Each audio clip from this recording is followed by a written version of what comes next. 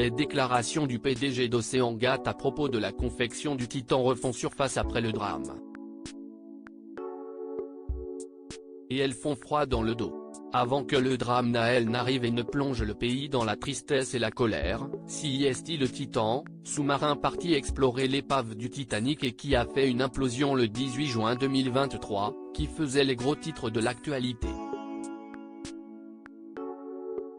À bord du sous-marin, le Français Paul-Henri Narjolet, océanographe mais aussi l'homme d'affaires britannico-pakistanais Shahzada Dawood, 58 ans, et son fils de 19 ans, Sulman, l'aventurier milliardaire Hamish Harding et le boss de la compagnie, Stockton Rush. 1h45 après le début de cette aventure qui a viré à l'enfer, le contact a été perdu. L'US Navy a enregistré un bruit qui correspond à celui d'une implosion. Puis ce n'est que 5 jours plus tard que des débris ont été retrouvés à 500 mètres du Titanic. Comment en sont-ils arrivés là? Il y a 6 ans, le PDG d'OceanGate, la société qui a mis au point le sous-marin faisait d'étranges déclarations au sujet de la construction. Il avait ainsi estimé que la colle qui scellait l'engin ressemblait à beurre de cacahuète. À ce moment-là, Stockton Rush, qui est décédé à bord du Titan, estimait aussi qu'en cas d'erreur dans la pose de la colle, il y avait peu de chances de s'en sortir.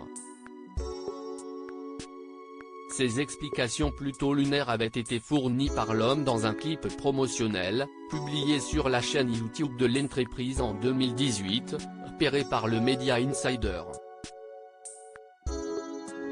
Une vidéo dans laquelle il présente l'assemblage d'un anneau en titane avec la coque composée de fibres de carbone du cycle O2. Le sous-marin a ensuite été renommé Titan. Des déclarations qui semblaient totalement anodines à l'époque mais qui prennent un autre sens aujourd'hui, après le drame. À ce moment-là, où rien ne pouvait être encore imaginé, Stockton Rush confiait que la pose de la colle était plutôt simple mais que la moindre erreur serait fatale. Le PDG d'OceanGate dévoilait alors une colle très épaisse, pas comme de la colle blanche d'écolier. CIST comme du beurre de cacahuète. À la suite du drame, plusieurs experts et anciens employés de la société ont fait part de leurs doutes sur la fiabilité de l'engin.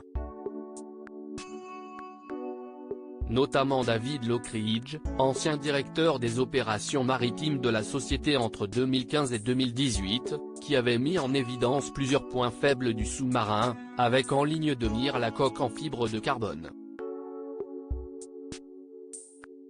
Mais après avoir fait part de ses réserves au PDG, il avait été licencié. Un mail de ce dernier avait fuité, il écrivait alors à un autre collègue tout aussi sceptique « J'ai tellement peur qu'il se tue et qu'il tue d'autres personnes pour stimuler son ego ».